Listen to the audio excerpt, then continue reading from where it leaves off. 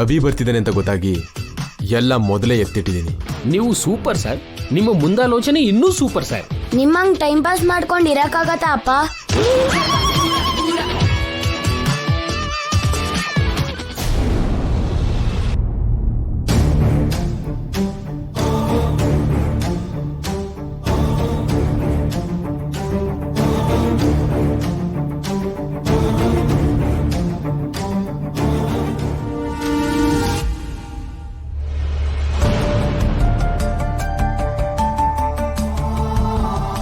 ಇಷ್ಟು ಫೈಲ್ಸ್ ಯಾಕೆ?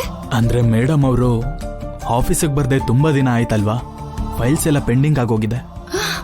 ಓ ಗಾಡ್, ಇವಾಗ ನಾನು ಇದನ್ನೆಲ್ಲ ನೋಡ್ಬೇಕಾ?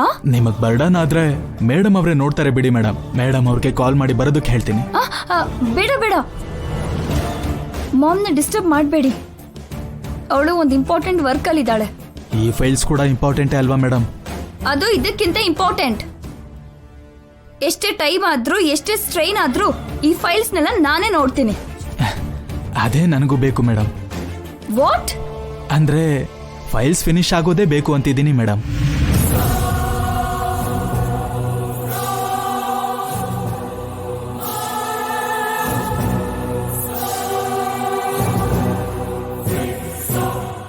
ಅಲ್ಲಿ ಮದ್ವೆ ಕೆಲಸಗಳು ಎಲ್ಲಿವರೆಗೂ ಬಂತು ತಿಳ್ಕೋಬೇಕು.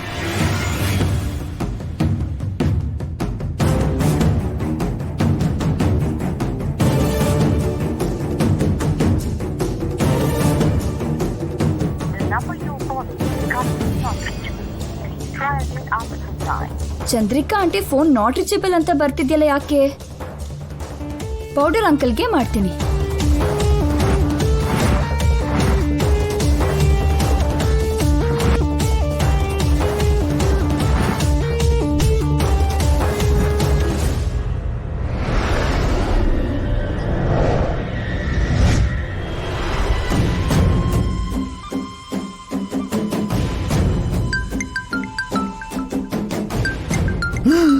ಅಯ್ಯಯ್ಯೋ, ನನ್ನ ಟೆನ್ಷನ್ ಅಲ್ಲಿ ನಾನಿದ್ರೆ ಮಧ್ಯದಲ್ಲಿ ಇವಳೊಬ್ಳು. ಏನಮ್ಮ? ಎಲ್ಲಿದ್ದೀರಾ ಅಂಕಲ್? ನಾನು ಎಲ್ಲಿದ್ರೆ ನಿನ್ಗೇನಮ್ಮ? ಏನು ಅಂತ ಹೇಳೋ. ಟೆನ್ಷನ್ ಅಲ್ಲಿ ಇದ್ದೀರಲ್ಲ, ಯಾಕೆ? ನಾನ್ ಹೇಗಿದ್ರೆ ನಿನ್ಗೆ ಯಾಕಮ್ಮ? ಮ್ಯಾಟ್ರ್ ಏನು ಅಂತ ಹೇಳೋ. ಕೋಪ ಮಾಡ್ಕೋತಿದ್ದೀರಲ್ಲ, ಯಾಕೆ? ಮೊದಲು ವಿಷಯ ಹೇಳಮ್ಮ. ಉರ್ಕೋತಿದ್ದೀರಲ್ಲ, ಯಾಕೆ? ನನ್ನ ಎಮೋಷನ್ ಜೊತೆ ಆಟ ಆಡ್ದೇನೆ ಅಸಲಿ ವಿಷಯ ಏನು ಅಂತ ಹೇಳಮ್ಮ. ಚಂದ್ರಿಕಾ ಆಂಟಿ ಎಲ್ಲಿದ್ದಾರೆ? ಕಾಲ್ ಮಾಡಿದ್ರೆ ನಾಟ್ ರೀಚಬಲ್ ಅಂತ ಬರ್ತೀನಿ.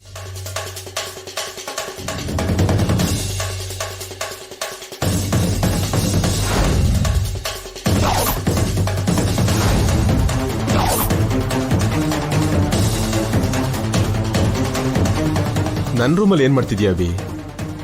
ಮನೆಯೆಲ್ಲ ನೋಡ್ತಾ ನಿಮ್ಮ ರೂಮಿಗೆ ಬಂದೆ.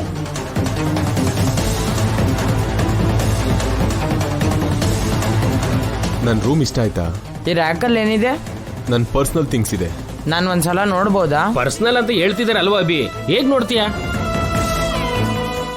ಆದ್ರೂ ಅವರು ಪರ್ಮಿಷನ್ ಇಲ್ಲದೆ ಅವ್ರ ರೂಮಿಗೆ ಬರ್ಬೋದಾ? ತಪ್ಪಲ್ವಾ? ಚಿಕ್ಕ ಮಕ್ಕಳಿಗೆ ಪರ್ಮಿಷನ್ ಯಾಕೆ ನಾನಿ? ಚಿಕ್ಕ ಮಕ್ಕಳಾದ್ರೂ ದೊಡ್ಡವರಾದ್ರೂ ರೂಲ್ಸೇ ಸರ್. ಅಂದ್ರೆ ಏನಪ್ಪ, ಅಭಿ ಯಜಮಾನ್ರಿಗೆ ಪದ್ಧತಿ ಗೊತ್ತಿಲ್ಲ ಅಂತಿದ್ದೀರಾ? ಮ್ಯಾನರ್ಸ್ ಇಲ್ಲ ಅಂತಿದ್ದೀರಾ? ಅವ್ರಮ್ಮ ಏನು ಕಳ್ಸಿಲ್ಲ ಅಂತ ಹೇಳ್ತಿದ್ದೀರಾ? ರೋಷ ಪೌರುಷ ನಿಮ್ಮಂತ ದೊಡ್ಡವ್ರಿಗೆ ಅಲ್ಲ, ನಮ್ಮಂತ ಚಿಕ್ಕವ್ರಿಗೂ ಇರತ್ತೆ. ನಮಗ್ ಕೂಡ ಮ್ಯಾನರ್ಸ್ ಗೊತ್ತು. ಇನ್ಯಾವತ್ತು ಯಾರ ಪರ್ಮಿಷನ್ ಇಲ್ದೆ ಅವ್ರ ರೂಮ್ಗೆ ಹೋಗಲ್ಲ, ಅವ್ರ ಪರ್ಸನಲ್ ಥಿಂಗ್ಸ್ ಮುಟ್ಟಲ್ಲ ಅಂತ ಪ್ರಾಮಿಸ್ ಮಾಡ್ತಿದ್ದೀನಿ. ಬನ್ನಿ ಯಜಮಾನ್ರೆ.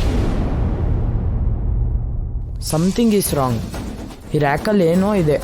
ರ್ಯಾಕ್ ಓಪನ್ ಮಾಡಕ್ ಹೋದಾಗ ಇವನ್ ಬಂದು ತಡ್ದ.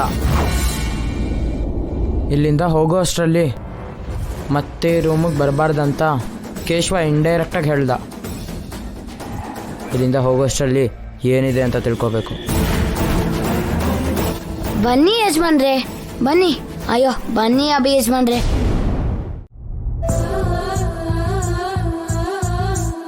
ದೊಡ್ಡ ಅಪಾಯ ತಪ್ಪಿತು ಸರ್.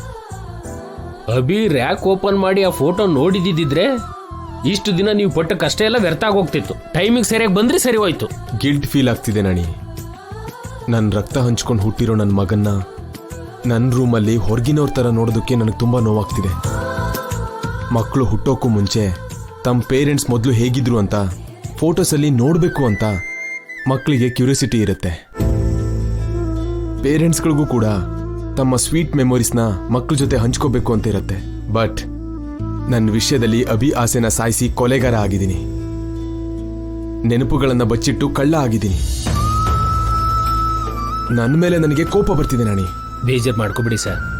ಇದೆಲ್ಲ ಮೇಡಮ್ ಅವ್ರಿಗೆ ಹಳೇದೆಲ್ಲ ನೆನಪಿಗೆ ಬರೋವರೆಗೂ ಅಲ್ವಾ ಸರ್? ಆಮೇಲೆ ಯಾವುದೇ ಗಿಲ್ಟ್ ಫೀಲಿಂಗ್ ಇರಲ್ಲ ಸರ್. ಆ ಒಂದು ರೀಸನ್ನಿಂದಾನೇ ನನ್ನನ್ನು ನಾನು ಕನ್ಸೋಲ್ ಮಾಡ್ಕೋತಿದ್ದೀನಿ ನಾಣಿ. ಆದರೆ ಕಂಟ್ರೋಲ್ ಮಾಡ್ಕೊಳ್ಳೋದೇ ಕಷ್ಟ ಆಗ್ತಿದೆ. ಏನಾಗಲ್ಲ ಸರ್. ಇವತ್ತು ಈ ಮನೇಲಿ ಮೇಡಮ್ ಅವ್ರಿಗೆ ಎಲ್ಲ ನೆನಪಿಗೆ ಬರುತ್ತೆ ಅಂತ ನನ್ನ 6th ಸೆನ್ಸ್ ಹೇಳ್ತಿದೆ ಸರ್. ಈ ಮನೇಲಾದ್ರೂ ಗಂಗನ್ಗೆ ನಡೆದಿರೋದೆಲ್ಲ ನೆನಪಿಗೆ ಬರಬೇಕು. ಇದು ಅವಳು ನಡೆದಾಡಿರೋ ಜಾಗ, ಇಲ್ಲಿ ಅವಳು ಕಳೆದಿರೋ ಸಮಯ, ಮಾಡಿರೋ ಅಡುಗೆ, ದೇವ್ರಿಗೆ ಹಚ್ಚಿದ ದೀಪ, ನೀರು ಹಾಕಿ ಬೆಳೆಸಿರೋ ಗಿಡಗಳು, ಯಾವುದೋ ಒಂದು ಅವಳಿಗೆ ಹಳೆದನ್ನ ನೆನಪು ಮಾಡಬೇಕು. ತಪ್ಪದೇನೆ ನೆನಪಿಗೆ ಬರುತ್ತೆ ಸರ್. ಆ ದೇವ್ರ ಮೇಲೆ ಭಾರ ಹಾಕಿ.